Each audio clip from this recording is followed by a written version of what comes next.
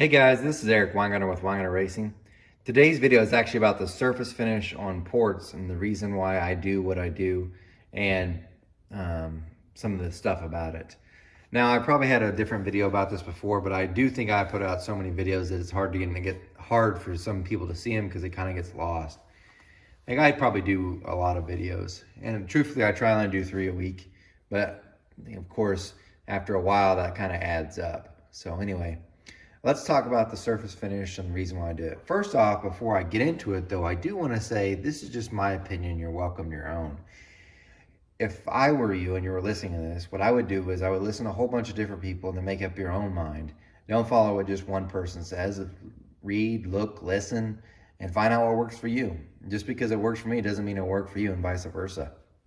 So anyway, but I want to go through the reason why I do what I do. So anyway, what we have here, this first one here is an Edelbrock 2970. Now this one has a Burr finish, and I'm going to show you. As you can tell, it's rough all the way through here.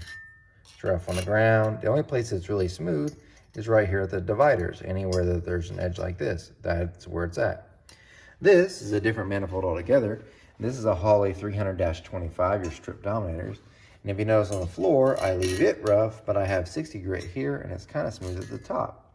So you might be asking yourself, why? Well, we'll get to that too. And then I'll also talk about cylinder heads because I do put a Burr finish one place and that's it. So let's talk about why. The reason why I have the Burr finish on this entire manifold here is because this one's on a much different application than this one. So for this, we'll start off with this one. This is the one I use the most often. So this is the finish that if you get a ported manifold for me, this is probably the way it comes. It's got a Burr finish on the bottom, and then it's got 60 grit here, and it's kind of buffed at the top. So let's talk about why I did everything. First off, the Burr finish on the bottom is because we're going to skip the whole entire velocity, air velocities with the Burr finish and that part for this video because it will make the video too long. I'm just going to deal with atomization. The reason why Burr finish actually can make more power is it will help to reatomize fuel. Now, it does different things too, which like I'm just going to barely hit on this. It does change what the port feels like as far as area compared to a different finish. And that's all I'm going to get to that on that. However, wet flow, keeping fuel atomized is the key. It's probably going to make more power having the air in and fuel in suspension throughout the port. So we want to maintain that as best we can. Really, the Burr finish is kind of a band-aid. So, and that it just is the way it is. So if you think about it, air comes out of the carburetor. We hope it's perfect. We'll say a perfect world. It's fully mixed, and then it starts making a turn. Anywhere where air and fuel has to turn, it's wanting to turn, fall out of suspension. The reason why is because air can make a turn much easier than fuel can, and once fuel hits something else, it will turn back into its liquid form, and then it can go other places. The reason why I have 60 grit here and not on here is because when fuel falls out, it's going to go down. It's heavier than air. It will come down. It doesn't mean that it won't ride on these sides, but typically that pattern is going to be moving this way with a downward pattern. If it's coming out of suspension, usually it's also on the floor. Some cases, and this is if you could see, and this is the reason why I kind of leave it this way, smooth up here at the top, I have seen where there's been fuel streams at the top. So having it move, the fuel stream move faster here puts it into the more active area as far as air is and hopefully gets reatomized. I don't want it there because also if it's hitting here, eventually it's going to drop out. And that's kind of what I want. Now, by the way, this makes it sound like it's much more organized than what it really is inside of a plenum. There's many pulses coming from each one of these parts that are popping out, and it's chaos in here. So you can have a reversion pulse pushing this fuel back through and then back in, back in, and it's causing a whole bunch of different things that are happening there. So point being though, back to it, typically that fuel is going to land on the floor. Now it doesn't mean you're not going to have fuel streams here, but typically they end. So one of the tests you can go back and look at, and I can't remember the name of the video, is I sprayed Dicam onto one of these manifolds while it was attached to the head. And what you saw was it didn't touch at all at the top. It actually hits here. This is a single plane deal. hits here, bounces here, and then you'll see it way at the bottom there where it makes contact again. And I'm spraying quite a bit. So it didn't follow this stream here. Now, it doesn't mean it can't happen. So point being is leave it here. You don't need a smoother finish than 60 grit. 60 grit's about it, to me. So 60 grit's it.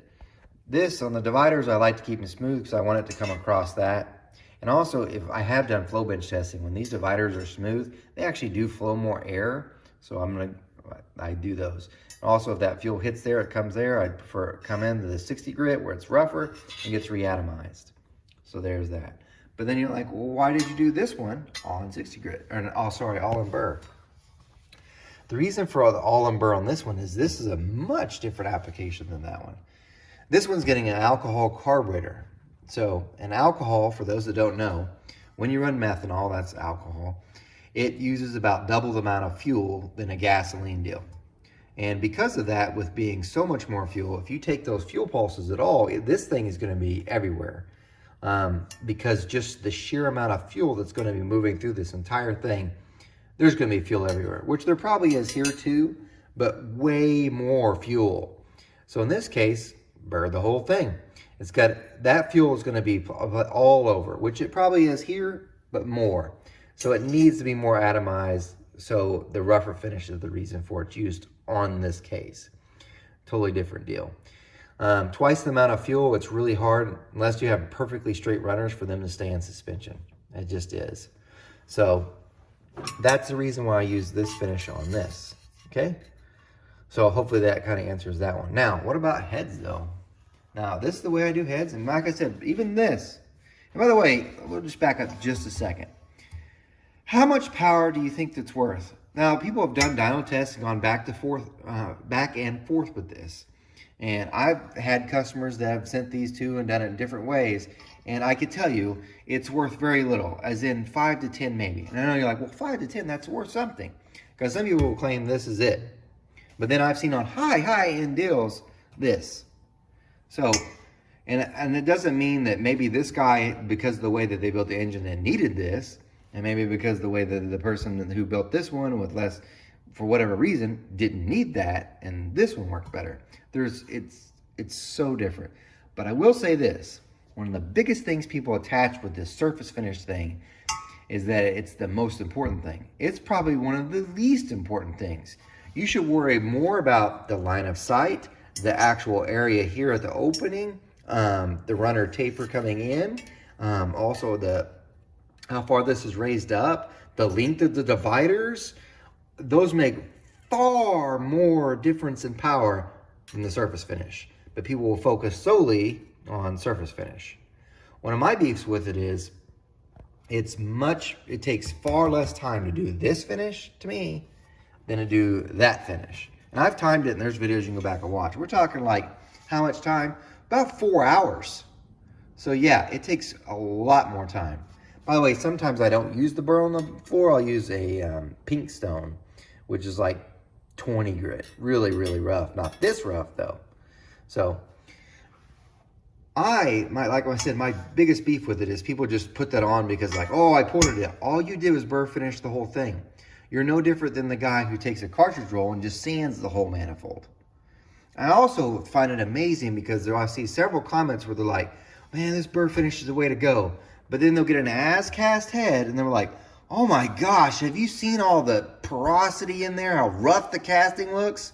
That rough casting's that. So that's my beef with it, with this comments that are coming out. And the biggest thing is people make it seem like it's the most important thing when it's probably the least.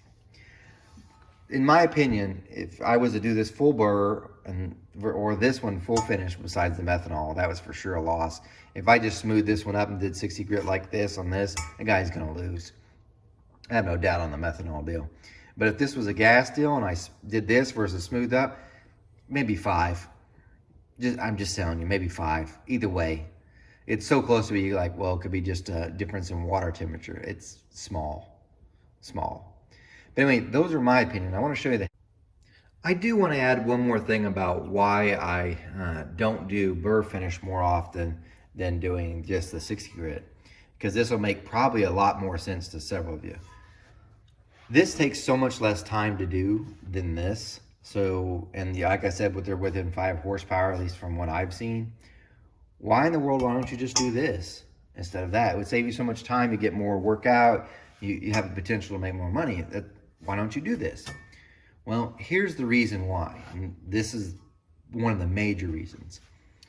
When a customer gets this, let's say they ordered this manifold from me, and they get this, they understand when I will tell them, hey man, I did a burr finish on your manifold, and this is what you got. And they're like, okay, cool.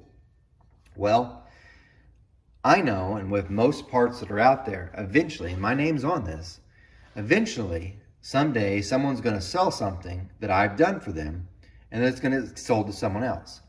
Now, the next person's going to be like, what? This guy did it? I thought he did good work. This looks like crap. Because you look at the actual finish and stuff besides the floor on this, of course. You're like, man, that's beautiful work, right? This one's actually not that beautiful compared to my other stuff. The guy kind of rushed me.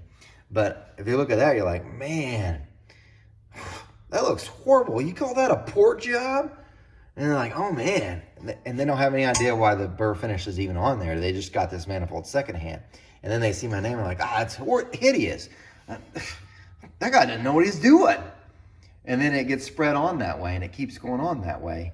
And then that person's going to tell his buddy, I got one of his manifolds. It looked like crap. Not knowing that it wasn't made for him. It was made for the person before him. And then that gets passed on. And they're going to tell their buddies, and their buddies are going to tell their buddies. And before long, I look like an idiot when it wasn't made for what they were doing. I did it this way. Or it doesn't make much difference from that to that. They don't see that. They just see that. So then it makes me look worse. So I know you're like, no, customers don't care. You know, if you tell them, they'll trust you. You're right, they will. But eventually when they sell it, that person won't. And that person's going to tell a person that might be your new customer, and then they see that and like, I don't want that guy to do my manifolds. And you get the idea. Then it spreads on. So one other thing real quick too, I'll tell you. If you're worried about the surface finish, you will probably go faster than doing this burr finish on your manifold than if you burr finished your entire car. So Mythbuster did this one test kind of like that. You probably could go faster burr finishing your car. Now, why won't you? Because your car will look like crap. And that's the same thing that goes with this.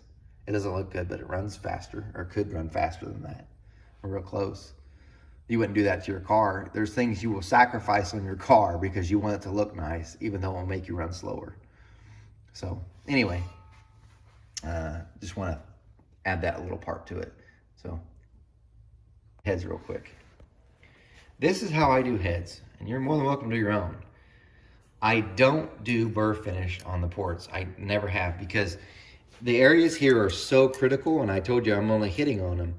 I don't want to mess with it with having a burr finish. And here's my other thing. We're just going to deal with atomization.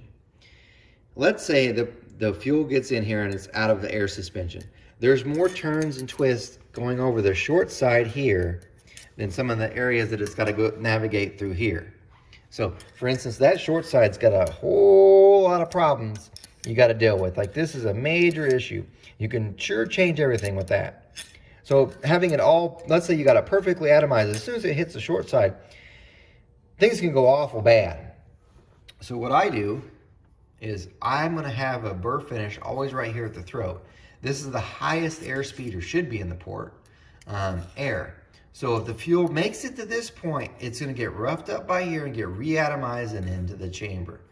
So I don't see the need to put burr here to get it to reatomize here, only to fall out of atomization when it makes the turn at the short side. Do you see what I'm saying? So instead, I try to do it right here. That's me. I have no problem with people putting burr or whatever they want in there. That's their deal, that's not mine. I will say too, though, if you burr the short side, you will lose flow every time. The smoothest part of my port is usually over the short side, because that's where the air's got to make the turn. I'm going to leave that smooth. So fuel's going to fall out because it's making a turn. That's the reason why I have the burr here. So above this, not so much of a deal to me. That's my opinion. Now I will talk about the chamber, because this is going to seem a little weird too. This is how most of my chambers look. These are actually 80 grit. So I do make the chamber smoother than any other part of the port. And part of that is because, well, less likely to detonation. And if it's entering here, this chances of this being reatomized in this space, it's too late for me. So I like this, and I think it's kind of a, would you rather have rough finish versus a smooth finish, or more likely to detonate? But I got a caveat. This is application dependent too. One of the things, like if you look at the S10, sitting there, if I were to pull off its heads, you'll see that I burred only on this part right here of the chamber. And I mean really light. So it's 80 grit, except for right here, I burred. And you might say, why did you do that? Because if it doesn't get reatomized here, hopefully it would here. But here's the thing. The reason why I did it on the S10 is because I planned to run methanol. And I have before the dyno. So I've done that. I will say this is a weird thing. And back in the day, David Vizard had mentioned something about putting dimples inside of a chamber in one of his old books. And I have to say, after doing a lot of the stuff David Vizard wrote long ago, I haven't found to work for me at all, with the exception of one thing. He had said to put these dimples in the chamber, and what would happen is it would make more power. Well, I had an 83 Chevy Silverado. This was in college days, so it was many years ago. And it was a set of Trick Flow 195 small block Chevy heads. And I took a Phillips screwdriver and pounded some dills all the way through here. It didn't make any more power, but what it did do was it got better gas mileage. So that was interesting. But we're talking about turning something that's 2,500, 3,000 on the highway. As far as power-wise, no. So anyway, burr finish on this part, I only do when there's methanol. I never put it on the exhaust side, because really if you look at the chamber side, this pretty much is always getting cooler air coming in. So yeah, it's getting hot during a burn, but it also gets cooled off. This is always the hot side. So I don't like to put any dimples or burr here, but on this I would for methanol. So, but usually it's just right here. Most cases like this guy's a street car, there's no need. Keep it smooth, less likely to detonate. So anyway, that's my opinion on it. You're welcome to your own. Take what I said, take it with a grain of salt, and go listen to a bunch of other people, and tell me what you think. One last thing I do want to point out though is this one's kind of cool. I'm going to add this to this. I'm going to attach a picture in just a second, and what this picture is a NHRA Pro Stock intake manifold. And I don't know how the person got this picture, but I know it was posted this weekend. And what happened was, at an NHRA race, this manifold did not pass tech, and they were qualified number 1. This is, if you've ever been in an NHRA deal, they put a big old box metal sheet around their manifold so you can never see what's really going on. So to have this picture was pretty unusual. And the reason why they said it was illegal is where the injector placement was. Now they run fuel injection, but notice where it's at. It's actually in the illegal spot by maybe a few centimeters, I'd say, maybe 1. But notice the way that the injector's placed, which was different. But here's a big thing. I noticed the surface finish. It wasn't burred. It wasn't 60 grit. It was just CNC'd. And it looked like a normal CNC thing, not rough, not smooth, and you're gonna see it in the picture here.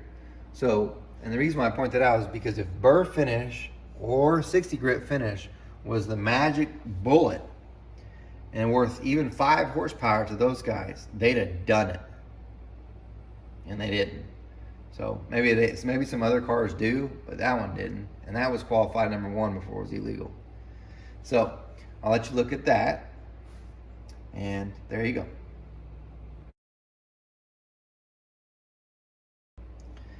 Last thing, because you guys stuck around, and I promised you guys on the next video, I would reveal the results of my social experiment. For those that have no idea what I'm talking about, you probably didn't make it this far in the video anyway. You probably have skipped to the end and you're wondering what I'm talking about. So I'm going to tell you. What I've been doing is, and on the videos, I've been experimenting because I look at the analytics, and on the analytics for the videos, it shows that for the most part, most people only watch the view time for my videos. It's usually about half of what the actual video is. And you're like, yeah, you make them too long, you blabber too much. Okay, granted. So I made videos in different lengths. I made some at 7 minutes. I made some at 12. I made some longer ones at 30. I even made one that was 3 minutes long just to see if it would only happen when it was a longer video or shorter video. And here's what happened. It was still the same. So I put out a video, which was a horrible video. It wasn't a great content at all, just an update on the S10, more as a test. The video was exact 2 minutes and 56 seconds, call it 3 minutes. I'm gonna post, right after I'm done talking, a picture of what the analytics shows for that. People only watched for approximately 2 minutes. So barely over half on a 3-minute video. I'm furthermore gonna attach one that's on a longer one, just so you can see what I'm talking about, so you can see my end. I'm just showing you this for your own curiosity's sake.